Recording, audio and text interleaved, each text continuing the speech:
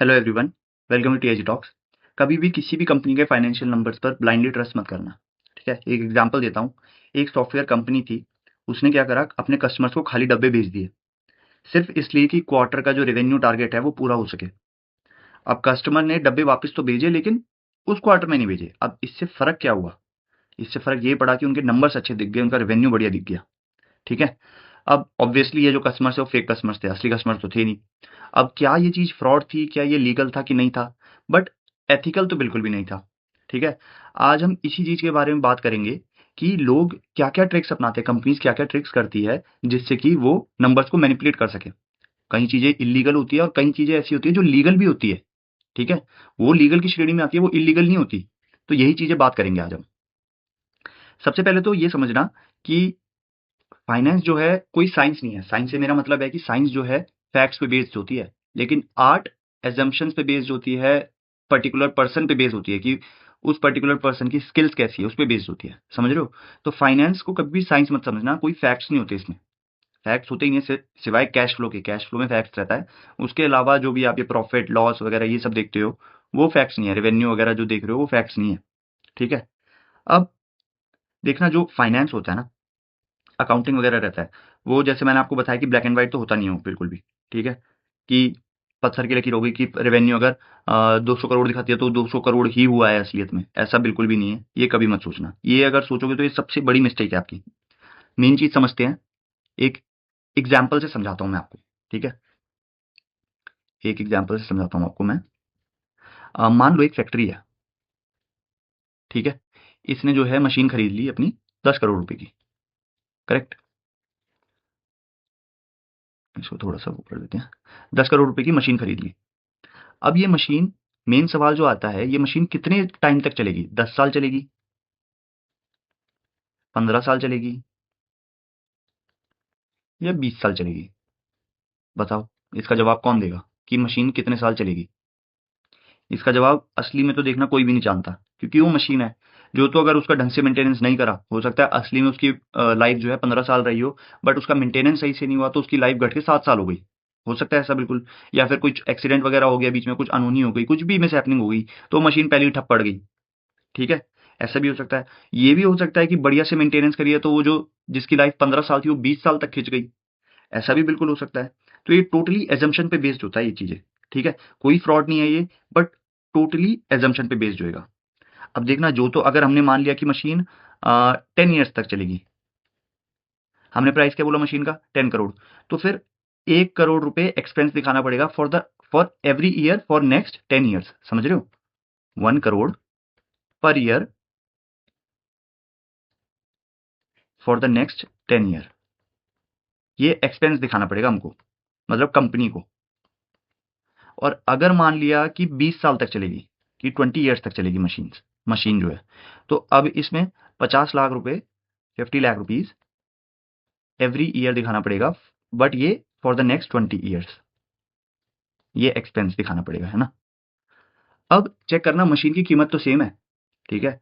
कीमत बिल्कुल सेम है, बस फर्क क्या है, एक में हमने माना है कि 10 साल चलेगी मशीन और एक में हमने माना है कि 20 साल चलेगी मशीन। अब इससे जो है प्रॉफिट में फ़र्क दिखेगा, क्योंकि देखना यहाँ पर 1 साल का एक्सपेंस 1 करोड़ दिखा रहे हैं हम, और यहाँ पे 1 साल का एक्सपेंस 50 लाख दिखा रहे हैं हम। तो जो फाइनेंशियल ईयर होता है, एक सिंगल फाइनेंशियल ईयर होता है, उसमें तो ये एक्सपेंस अलग-अलग नज़र आएगा ना। करेक्ट चीज़ है? अलग-अलग नज़र आएगा एक्सपेंस। तो उस हिसाब से रेवेन्यू प्रॉफिट भी अलग-अलग नज़र आएगा। करेक्ट? तो वैसे तो देखना, असलियत में तो देखा जाए तो कुछ फ़र्क नहीं है दोनों में। बट सिर्फ़ और सिर्फ़ इस असम्पशन की वज़ह से आपके इन्वेस्टमेंट डिसीज़न पे तो फ़र्क पड़ सकता है ना। तो ये चीज़ आपको अच्छे से देखनी है, कंपनी के कॉन कॉल्स वगैरह में पढ़ना है, कंपनी की जो रिपोर्ट्स आती है, बैलेंस शीट आती है, सब चीज़, दुनिया भर के डॉक्यूमेंट्स आते हैं कंपनीज़ के, कहीं न कहीं पर ज़रूर लिखा रहता है ये चीज़। ठीक है? तो ये चीज़ आपने ज़रूर चेक करनी है कि भई कैसा है और क्या है? किस हिसाब से इनकी रेवेन्यू रिकॉग्निशन पॉलिसी है, और कि मतलब किस हिसाब से ये इसको रिकॉग्नाइज़ करते हैं। ठीक है? बिकॉज़ इसी से आपके इन्वेस्टमेंट डिसीज़न पर काफ़ी फ़र्क पड़ जाता है, बहुत ज़्यादा फ़र्क पड़ जाता है। आई होप ये वाला एग्ज़ाम्पल आपको समझ आया होगा। और इस चीज़ पर भी ध्यान देना कि ये जो लिखा है मैंने, accounting is not reality, it is a reflection of reality. ठीक है? तो ये सिर्फ़ कहने-कहने की बात नहीं है, ये सच बात है। ठीक है? अब नेक्स्ट उस पे चलते हैं, एक और एग्ज़ाम्पल आपको देता हूँ। ठीक है? जेरोक्स मशीन का एग्जांपल देता हूँ आपको, जेरोक्स मशीन बोल रहा हूँ, जेरोक्स कंपनी का एग्जांपल देता हूँ और ये सच बात है, ये झूठ बात नहीं है, ठीक है। एग्जांपल देखो, ये ऐसा है कि जेरोक्स तो सबको ही पता है फोटोकॉपी मशीन बनाती है, ठीक है, कंपनी। अब जेरोक्स ने एक बार क्या करा कि 4 साल तक लीज पे दे दी मशीन्स को अपने कस्टमर्स को, और साथ में ऑफ कोर्स बात है सर्विस और मेंटेनेंस भी वही करेंगे, ठीक है। अब सोचो कि इसमें एग्जैक्टली रेवेन्यू रिकॉर्ड कब होएगा, है ना? जब 4 साल के लिए दे रखी है मशीन, जेरोक्स मशीन कस्टमर्स को अपने, तो इसमें रेवेन्यू कब करेंगे रिकॉर्ड, रिकॉग्नाइज कब करेंगे? क्या वो तब करेंगे जब मशीन दे दी, जब मशीन डिलीवर हो गई तब करेंगे, या फिर वो तब करेंगे जैसे जैसे उसका जो है अपना मेंटेनेंस होएगा, उसकी सर्विस होएगी, क्या वो तब करेंगे, या 4 साल में जो है तोड़ तोड़ के कर लेंगे, किस हिसाब से करेंगे, है ना? ये एक बहुत बड़ा सवाल है। अब इससे फर्क क्या आएगा, है ना? अब इससे फर्क आपकी आपके डिसीजंस पर आएगा। कैसे, मैं समझाता हूँ आपको।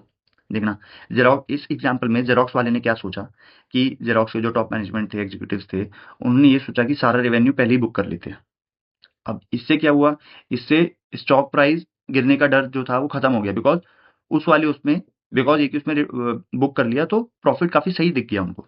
बट उसमें तो दिख गया सही, लीगल भी है, ऑलमोस्ट लीगल है, आप ही कह सकते हो, ऐसे कोई इलीगल चीज नहीं है बहुत ज्यादा ये। बट आगे चल के तो उनका जो ये जो एक ही बारी में इन्होंने अपना सारा का सारा रेवेन्यू बुक कर लिया, वो आगे चल के तो कहीं ना कहीं दिख जाएगा ना कि भाई कंपनी ने इस साल तो इतना बढ़िया परफॉर्म करा, इस क्वार्टर में तो इतना बढ़िया परफॉर्म करा, लेकिन अगले साल या अगले क्वार्टर में ये फुस हो गई कंपनी। कहाँ गई कंपनी की ऑर्डर बुक?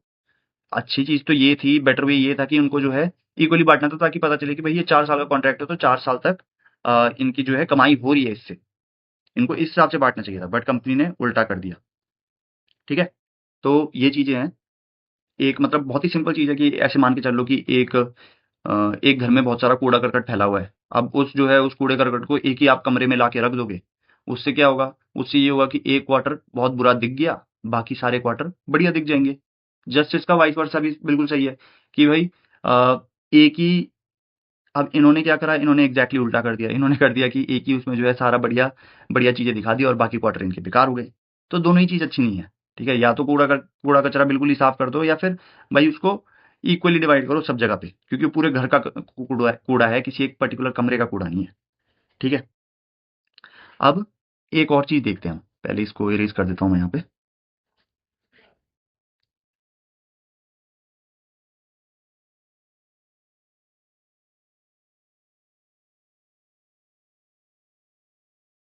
ठीक है, ये इरेज कर दिया। ये देखते हैं, अब देखना, एक बड़ी टेलीकॉम कंपनी थी, ठीक है, वर्ल्ड कॉम या नाम था उसका, ठीक है। तो वो बैंकरप्ट हो गई थी 2002 में। उन्होंने क्या करा, उन्होंने नॉर्मल ऑफिस एक्सपेंस को, मतलब कि जो कैपिटल एक्सपेंडिचर होता है, उसमें डाल दिया। समझ रहे हो आप? ऑपरेटिंग एक्सपेंस को कैपिटल एक्सपेंडिचर दिखा दिया उन्होंने, ओपेक्स को केपेक्स दिखा दिया। अब इससे फर्क क्या हुआ? ऑपरेटिंग एक्सपेंस में क्या होता है कि आज ही प्रॉफिट कम हो जाता है, लेकिन कैपिटल एक्सपेंडिचर में प्रॉफिट धीरे धीरे कम होता है काफी सालों तक। मैं लिख देता हूं इसको,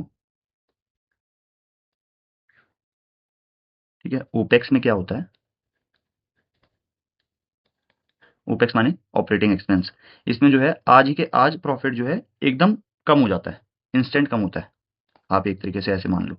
बट केपेक्स में वो डिवाइड होता है, धीरे धीरे करके कम होता है, ठीक है, धीरे धीरे करके कम होता है।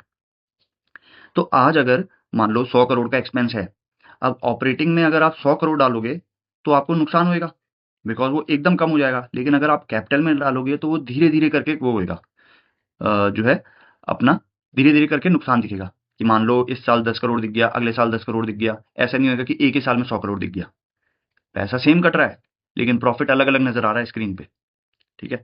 तो ये चीज है, एक कंपनी ने एक बार ऐसा करा था, उस वजह से जो है धीरे धीरे बाद में जाके वो पता चल गया, सबके सामने सच्चाई आ गई, तो धीरे धीरे करके कंपनी बैंकरप्ट हो गई थी, ठीक है। तो आई होप ये चीज आपको, ये एग्जाम्पल भी समझ आया होगा। अब हम नेक्स्ट उस पर चलते हैं।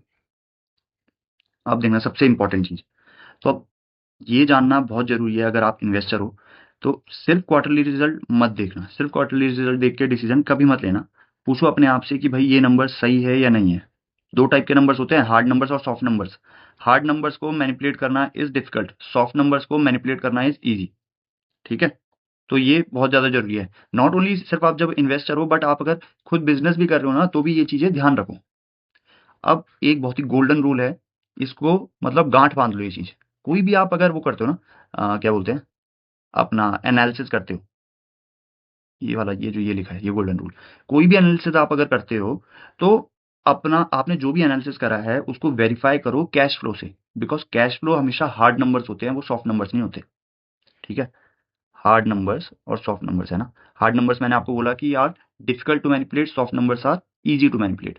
तो कैश फ्लो को मैनिपुलेट करना इजी चीज़ नहीं है, तो इसलिए कैश फ्लो के थ्रू उसको हमेशा वेरीफाई कर लेना। ठीक है, तो बस आज का यही था। जब भी कोई कंपनी को एनालाइज करो तो सिर्फ रिजल्ट या नंबर्स मत देखना, उसके पीछे की कहानी पढ़ना कि भाई क्या चीज़ है। ठीक है, इंटरप्रेट करना उसको कि भाई ये किस हिसाब से इन्होंने एज्यूम करा है और ये कैश फ्लो के साथ मेल खा रहा है या नहीं खा रहा है मेल। ठीक है, तो अगर आपको ये वीडियो हेल्पफुल लगी है तो लाइक करना, सब्सक्राइब करना, शेयर करना। So thank you very much.